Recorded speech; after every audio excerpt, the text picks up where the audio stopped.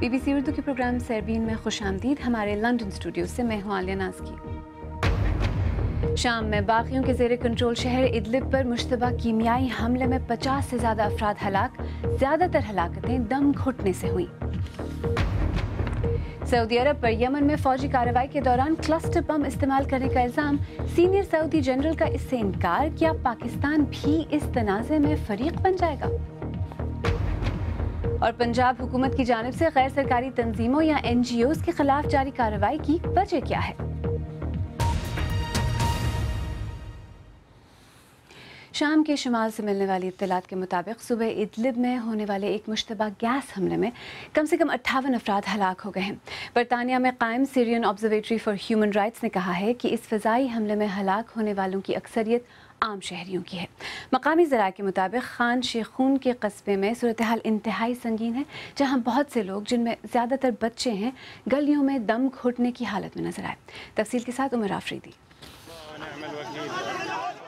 ذرائع کے مطابق حملے کے بعد علاقے میں گیس پھیل گئی، جس سے لوگوں کو سانس لینے میں دشواری ہونے لگی. یہ حملہ باغیوں کے زیر قبضہ صوبہ ادلب کے خان شیخون علاقے میں کیا گیا. اس مبینہ گیس حملے میں درجنوں افراد زخمی بھی ہوئے ہیں. بہت سے لوگ دم گھٹنے سے ہلاک ہوئے. مرنے والوں میں بڑی تعداد عام شہریوں کی بتائی جاتی ہے، جس میں کئی بچے بھی شامل ہیں. حملے کے بعد امدادی کارکنوں نے متاثرین کو طبی امداد کے مرکز پہنچانا شروع کر دیا. شہر پر حملہ آج صبح 7:30 بجے کیا گیا. ہم کام پر جانے کے لیے تیار ہو رہے تھے. ہم کاشتکار ہیں. میرا دوست ابو محمد، اس کی بیوی اور 3 بچے شہید ہو گئے ہیں. میں جب ان کے گھر گیا تو وہ سب مر چکے تھے. ایسی اطلاعات بھی موصول ہو رہی ہیں کہ جس مرکز میں اس مبینہ گیس حملے کے متاثرین کا علاج کیا جا رہا تھا، اس پر بھی فضائی حملہ کیا گیا ہے. طیاروں نے آج صبح خان شیخون کے قصبے پر کیمیائی گیس سے حملہ کیا. یہ ممکنہ طور پر سیرین گیس ہے، کیونکہ بڑی تعداد میں لوگ ہلاک اور زخمی ہوئے ہیں. شامی حکومت کے ذرائع کسی بھی کیمیائی حملے کی تردید کرتے ہیں. تاہم ماضی میں بھی شامی حکومت پر کیمیائی ہتھیار استعمال کرنے کے الزامات لگتے رہے ہیں.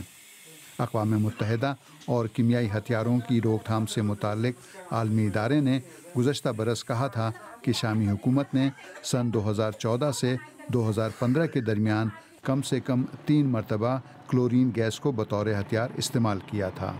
عمر آفریدی، BBC نیوز. اور اب کچھ دیگر خبروں پر ایک مختصر نظر. کرغزستان کی نیشنل سیکیورٹی کمیٹی نے گزشتہ روز روسی شہر سینٹ پیٹرزبرگ میں زیر زمین ٹرین میں دھماکہ کرنے والے شخص کی نشاندہی کرتے ہوئے کہا ہے کہ حملہ آور کرغز نژاد روسی شہری اکبر جلیلوف تھا.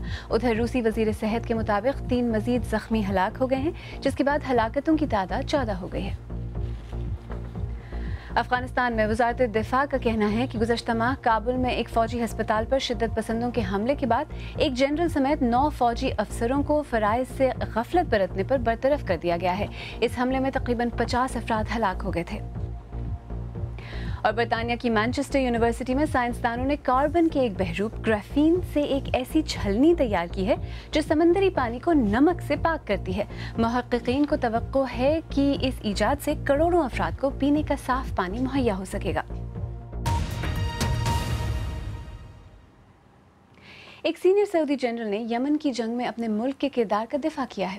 بریگیڈیئر جنرل احمد العسیری نے BBC سے بات کرتے ہوئے کہا کہ جہاں عام شہریوں کی ہلاکتیں ہوئی ہیں، اس سے سبق سیکھا گیا ہے. یمن کی جنگ میں اب تک 10,000 سے زیادہ افراد ہلاک ہو چکے ہیں اور 30 لاکھ سے زیادہ بے گھر ہوئے ہیں. مارچ 2015 میں سعودی عرب کی سربراہی میں فوجی اتحاد نے یمن میں حوثی باغیوں کے خلاف کارروائی کا آغاز کیا تھا. نامہ نگار نوال المجحفی کی رپورٹ پیش کر رہی ہیں شمائلہ خان. یمن کے بھوک سے بلکتے بچے، سعودی اتحاد کی فضائی اور بحری ناکہ بندی اور حوثی باغیوں کی جانب سے خوراک کی تقسیم میں کمی، یہ وہ وجوہات ہیں کہ بھوک سے تڑپتے افراد کے لیے فی الحال کوئی امید نظر نہیں آتی. حدیدہ یمن کی مصروف ترین بندرگاہ ہے. یہاں موجود تمام 5 کرینیں تباہ ہو چکی ہیں، اس لیے شہر کے اندر خوراک کی ترسیل بہت سست ہے. یمن میں فوجی مشن کی قیادت جنرل بریگیڈیئر الاسیری کر رہے ہیں۔ نئی ٹرینیں جن سے امداد، خوراک اور ایندھن لانے میں مدد مل سکتی ہے، انہیں واپس کیوں بھیج دیا گیا؟ کیونکہ ہم نہیں چاہتے کہ حوثیوں کی پیسے بنانے اور ہتھیار سمگل کرنے کی صلاحیت میں اضافہ ہو۔ انسانی حقوق کی تنظیموں کی جانب سے عسکری اتحاد پر الزامات ہیں کہ انہوں نے شہری علاقوں میں کلسٹر بموں کا استعمال کیا ہے۔ اب تک سعودی حکومت ان بموں کے استعمال سے انکار کرتی آئی ہے۔ یمن میں کلسٹر بموں کے استعمال کی سچائی کو تسلیم کرنے میں دیر کیوں لگی؟ آپ نے کلسٹر بموں کی اصطلاح استعمال کی جیسے کہ وہ کیمیائی ہتھیار ہوں۔ ایسا نہیں ہے، یہ ایک ملٹری صلاحیت ہے جسے دنیا کی تمام ایئر فورسز استعمال کرتی ہیں۔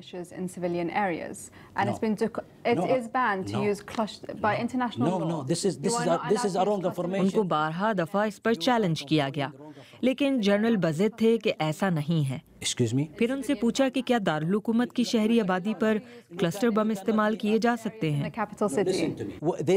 دارالحکومت پر اس کے استعمال کا ملٹری کو کوئی فائدہ نہیں۔ جنگ کو 2 سال ہو چکے ہیں، لیکن فریقین میں سے کوئی بھی رعایت برتنے کو تیار نہیں، اور یمن کے عوام کی تکلیف فی الحال ختم ہوتی نظر نہیں آتی۔ نوال المجھفی کی رپورٹ۔ پاکستان میں بھی ان دنوں سابق فوجی سربراہ جنرل راحیل شریف کے ممکنہ طور پر سعودی عرب کے ایما پر بننے والے فوجی اتحاد کی قیادت سنبھالنے کے معاملے پر بحث ہو رہی ہے۔ آج پاکستان کی سیکرٹری خارجہ تہمینہ جنجوعہ نے قومی اسمبلی کی اسٹینڈنگ کمیٹی برائے امور خارجہ کو ایک بریفنگ دیتے ہوئے کہا ہے کہ پاکستان مسلمان ممالک کے درمیان تنازع میں فریق نہیں بنے گا۔ میں نے اسٹینڈنگ کمیٹی کے سربراہ اویس لغاری سے کچھ دیر پہلے بات کی اور پوچھا کہ سیکرٹری خارجہ کی بریفنگ کے بعد کیا وہ مطمئن ہیں کہ پاکستان سعودی ایران تنازع میں غیر جانبدار رہے گا؟ ہم اس لیے مطمئن ہیں کیونکہ پاکستان پہلے دن سے بالکل کلیئر ہے کہ ہم کسی قسم کے ایسے اتحاد کا حصہ نہیں ہیں اور نہ ہی ہونا چاہیں گے اور ہوئیں گے جو کسی ملک کے خلاف ہو۔ اس اتحاد کو ہم کسی ملک کے خلاف نہیں سمجھتے اور سمجھتے ہیں کہ یہ اگر ایک دہشت گردی کے خلاف انٹیلیجنس شیئر کرنے کے لیے اور مختلف جو آگے اس کے جتنی بھی ڈائمنشنز سامنے آئیں گی اس کے لیے اگر ہے تو اس میں ایران کو اگر اپریہنشنز ہیں تو وہ میرے خیال میں وقت کے ساتھ ضرور دور ہوں گی۔ ابھی سے ہم کلیئر کرنے کی کوشش کر رہے ہیں لیکن انشاءاللہ اس کے اندر بہتری آئے گی۔ جی، لیکن اگر سوچا جائے تو یہ کیسے ممکن ہے کہ پاکستان سعودی اتحاد کی سربراہی بھی کرے گا اور ایران کے ساتھ جو پاکستان کے تعلقات ہیں وہ متاثر بھی نہیں ہوں گے؟ یہی تو ممکن ہے جی۔ پچھلے 15-20 سال کے اندر آج تک ایران اور پاکستان کے تعلقات کبھی اتنے اچھے نہیں تھے جو آج ہیں۔ پچھلے 1 سال کے اندر روحانی صاحب اور پرائم منسٹر نواز شریف کی 2-3 انٹریکشن ہو سکے ہیں۔ ہمارے فورن افیئرز کے منسٹر کے ساتھ ان کا انٹریکشن ہے، یہاں تک کہ پہلی دفعہ تاریخ کے اندر ایران کے جو وزیر ہیں، جو وزیر خارجہ ہیں، انہوں نے آ کے خارجہ امور کی کمیٹی کے اندر جس کو میں چیئر کرتا ہوں وہاں بھی پارلیمنٹیرینز کے ساتھ آ کے انٹریکٹ کیا ہے۔ پاکستان کی جو سربراہی ہوگی سعودی اتحاد کی، اس سے جو آپ نے ابھی گنوائی ہیں کس طرح سے حالات بہتر ہوئے ہیں، اس پر کوئی فرق نہیں پڑے گا؟ بلکہ میں یہ سمجھتا ہوں عالیہ کہ پاکستان اور ایران کے تعلقات پاکستان کے ایک اس ملٹری الائنس کو ہیڈ کرنے کے ایک پاکستانی کے ذریعے جب ہیڈ ہوگا تو وہ بلکہ ایران کے لیے بہت ایک بینیفیشل ہے، بہتر ایک بلکہ ایک ان کو ایک مکمل طور کے اوپر ان کو تسلی ہونی چاہیے۔ اس وقت ایک اتحاد یمن میں بھی کارروائی کر رہا ہے اور اس پر انسانی حقوق کی جو تنظیمیں ہیں وہ تنقید کر رہی ہیں کہ وہاں خلاف ورزیاں کی جا رہی ہیں۔ یہ جو نیا اتحاد بنے گا کیا یا بن رہا ہے، اس طرح کی تنقید کا وہ بھی شکار ہوگا؟ میرا نہیں خیال۔ یمن کے اندر جو کانفلکٹ ہے اس کو پہلے ہی دن سے پاکستان کی پارلیمان نے، پاکستان کی اسٹیٹ نے اور پاکستان کی حکومت نے مکمل طور کے اوپر ڈسکریج کیا تھا۔ نہ پاکستان آج تک کبھی ایران اور عراق کی جنگ کے اندر حصے دار بنا، نہ جب عراق کے اندر گلف وار پوری دنیا نے ویج کی نہ اس کا حصہ بنا۔ یہ جو اتحاد ہے اس کے مقاصد کیا ہیں؟ سعودی عرب چاہتا کیا ہے اس اتحاد سے؟ کیونکہ ایک عام تاثر تو یہ ہے کہ وہ خطے میں جو ایران کا اثر و رسوخ ہے اس کو کنٹرول کرنا چاہتا ہے۔ دیکھیے اس کے ایکچولی جو مقصد ہے وہ تو دہشت گردی ہے کہ دہشت گردی کے خلاف یہ تمام ممالک مل کے انٹیلیجنس شیئرنگ کریں اور ایک ایفرٹ کریں تو آئی ایم شیور اس کے اندر بھی آہستہ آہستہ ڈیولپ ہوں گی، لیکن ہر سٹیج کے اوپر اس چیز کا بہت خاص خیال رکھا جائے گا پاکستان کی طرف سے خاص طور پہ انشاءاللہ، اور بھی سعودی عرب بھی بہت ایک رسپانسبل ملک ہے، ہم لوگ خیال رکھیں گے کہ اس کو کسی ٹف وار کے لیے کہ اس مڈل ایسٹ کے اندر کس کا انفلوئنس بڑھ رہا ہے کس کا کم ہو رہا ہے اس کے اندر نہ ہم پڑھنے دیں بلکہ صرف دہشت گردی تک ہی ریسٹرکٹڈ رکھیں۔ قومی اسمبلی کی اسٹینڈنگ کمیٹی برائے امور خارجہ کے سربراہ اویس لقاری، جن سے میں نے کچھ دیر پہلے بات کی۔ آپ BBC اردو کا پروگرام سربین دیکھ رہے ہیں۔ پروگرام میں آگے چل کر دیکھیے گا پنجاب میں غیر سرکاری تنظیموں کے خلاف کریک ڈاؤن، کیا اس سے عام لوگ متاثر ہوں گے؟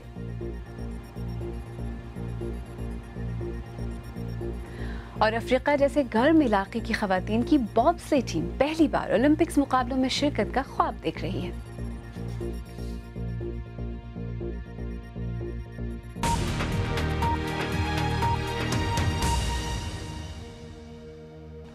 BBC اردو کے پروگرام سربین میں ایک بار پھر خوش آمدید، میں ہوں عالیہ ناز کی۔ پاکستان سینٹر آف فلانتھرپی کے مطابق پاکستان میں اس وقت تقریباً 1 سے 1.5 لاکھ غیر سرکاری تنظیمیں کام کر رہی ہیں، اور ایک محتاط اندازے کے مطابق ان کی سب سے زیادہ تعداد پنجاب میں سرگرم ہے۔ سال 2017 کی ابتدا سے پنجاب حکومت نے صوبے بھر کی NGOs کے خلاف کریک ڈاؤن شروع کیا ہے۔ کچھ کو پابندی کے نوٹس جاری کیے گئے تو باقیوں کے کام کے دائرے کو محدود کر دیا گیا۔ تفصیل کے ساتھ نامہ نگار ہنا سعید۔ ملتان کے قریب ایک چھوٹے سے گاؤں میں رہنے والی آمنہ کم عمری میں شادی کے باعث نہ تو تعلیم کا سلسلہ جاری رکھ پائی نہ ہی کوئی ہنر سیکھا۔ شوہر کی کم آمدنی میں جب گھر چلانا مشکل ہوا تو سوچا خود اپنے پیروں پر کھڑی ہوں، اور اس سوچ کو پورا کرنے کے لیے ان کی مدد کی ایک غیر سرکاری تنظیم نے۔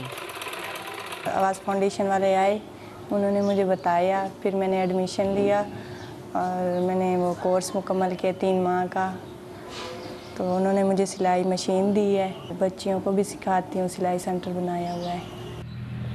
آمنہ خود کو خوش قسمت سمجھتی ہیں کہ انہیں ایک NGO نے سہارا دیا، لیکن اب وہ اپنے علاقے کی لڑکیوں کو یہ ہنر سکھا رہی ہیں تاکہ انہیں کسی NGO کی مدد کا انتظار نہ کرنا پڑے۔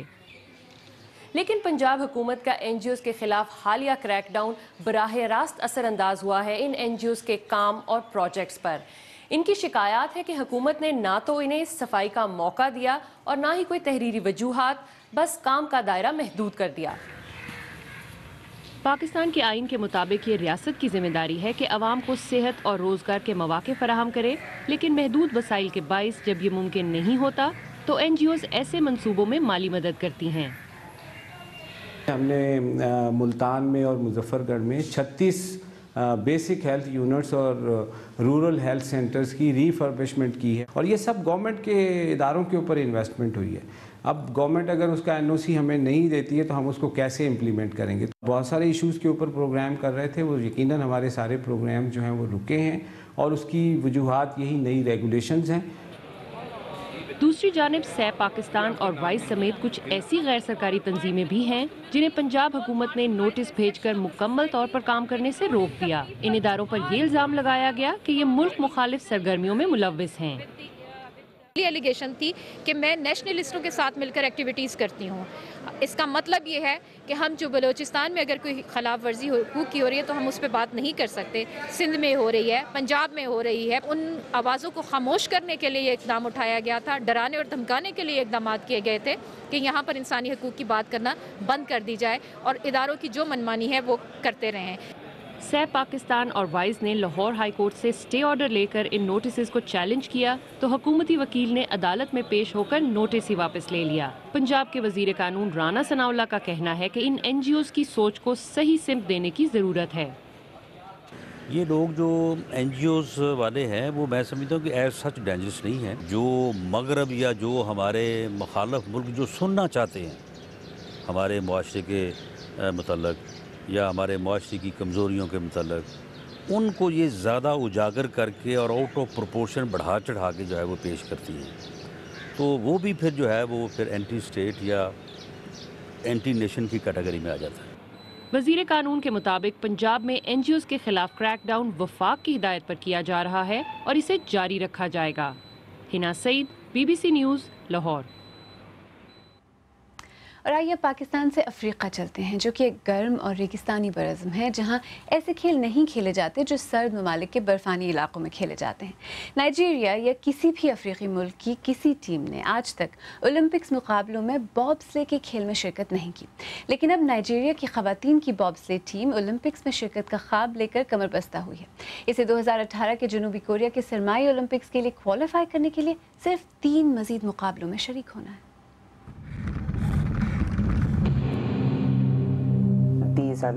یہ وہ 3 عناصر ہیں جو آپ کو ایک کامیاب بابسلی ڈرائیور بناتے ہیں۔ 1 بے خوفی، آپ زندگی خطرات میں گزارنے کے اہل ہو۔ 2 عزم، آپ میں مکمل توجہ دینے کی اہلیت ہو کہ آپ کم از کم 60 سیکنڈ تک بغیر جھپکے مکمل توجہ مرکوز کرنے کے قابل ہوں۔ اور 3 ڈسپلن یا منظم، کیونکہ ٹیم اور ملک آپ کی قابلیت پر انحصار کرتا ہے۔ میرا مقصد ہے اس ٹیم کو اپنے ملک اور بر اعظم کے خاطر اولمپک کھیلوں میں نمائندگی دلواؤں۔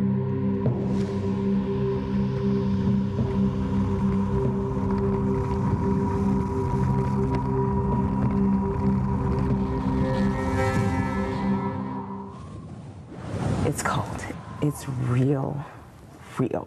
really cold. 1, 2, 3.